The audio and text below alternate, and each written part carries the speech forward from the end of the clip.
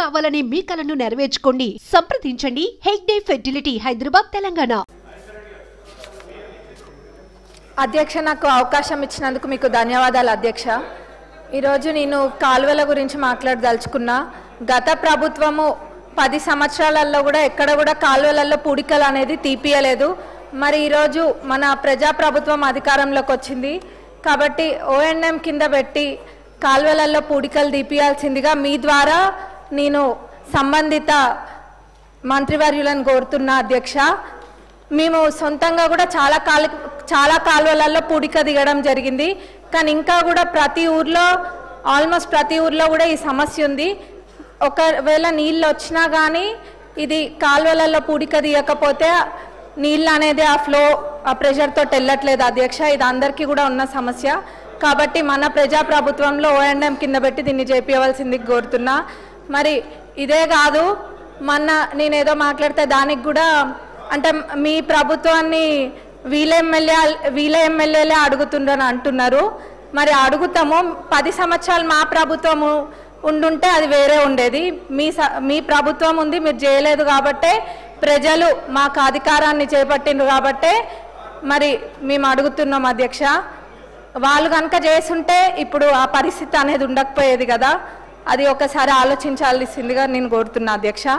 ఇదే కాదు, ఇళ్ళ మీదంగా పోయే 11 kV లైన్స్ కూడా షిఫ్ట్ చేయాల్సిందిగా కోరుకుంటున్నాం. దానికి కూడా నిధులు ఇవ్వాల్సిందిగా అధ్యక్ష. మరి అట్లనే మా పాలకుర్తి నియోజకవర్గంలో ఇటువైపు బ్లాక్ అంటే పాలకుర్తి, కొడకండ్ల, మరి దేవరుప్పల మండలికి సంబంధించి ఇందులో ఏదో ఒక మండలంలో డిగ్రీ కాలేజ్ ఇవ్వాల్సిందిగా కోరుకుంటున్నాం.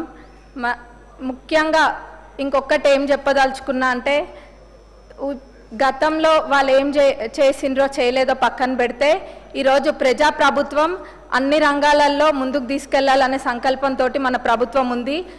ముఖ్యంగా విద్యా రంగంలో ఎడ్యుకేషన్ సైడ్ కూడా అన్ని ప్రణాళికలు సృష్టించి దానికి తగ్గట్టుగా చేయడం అవుతుంది. ప్రతి చిన్నది కూడా కన్సిడర్ చేసి ఎక్కడ కూడా వదిలిపెట్టకుండా చేస్తున్నాం. ఇన్ని చేసి 40% మెస్ ఛార్జెస్ పెంచి 200% కాస్మెటిక్ ఛార్జెస్ పెంచి ఇవన్నీ చిన్నవి కూడా కన్సిడర్ చేసి చేస్తుంటే ఇంకా కూడా ఎక్కడో లోటు జరిగిందన్న విధంగా చెడు ప్రచారాలు చేయడానికి తప్ప వాళ్ళు దేనికి కూడా ఓర్చుకోలేకపోతుండ్రు. అంటే మంచి జరిగితే చూసి సంతోషించడం కాదు, కళ్ళు కుడుతున్న వాళ్ళకి అరే మేము చేయలేంది వీళ్ళు చేస్తుండ్రు అని చెప్పి ఓర్చుకోలేకపోతుండ్రు.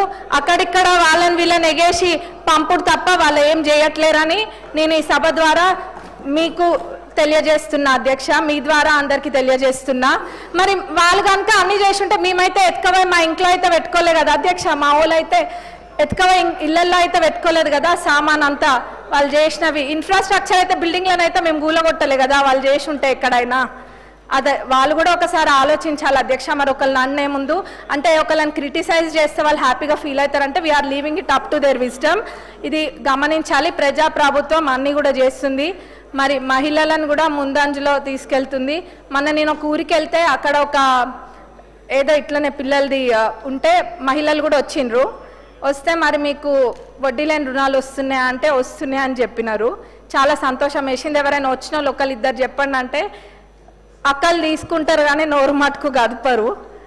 చెప్పాలి వచ్చిన వాళ్ళు అని అంటే ఒక ఇద్దరు లేచిండ్రు. అందులో ఒకళ్ళు అన్నారు 8 లక్షలు పెట్టి హోటల్ పెట్టుకున్నాం మేమని చెప్పిండ్రు. ఇంకొక పెద్దమ్మ లేచి అన్నది మేము బట్టల దుకాణం పెట్టుకున్నాము అమ్మ అని చెప్పిండ్రు. చాలా సంతోషం వేసింది. మరి ఇట్లా ఎంతో మందికి మన ప్రజాప్రభుత్వం అధికారంలోకి వచ్చినాక ఇట్లాంటివన్నీ కూడా వాళ్ళు చిన్న చిరు వ్యాపారాలన్నీ కూడా చేసుకుంటున్నారు. మన ప్రభుత్వానికి మరొకసారి ధన్యవాదాలు తెలుపుతూ ముగిస్తున్నా అధ్యక్ష. కెనాలలో సిల్ట్ మట్టుకు తీపియాలి. మినిస్టర్ గారు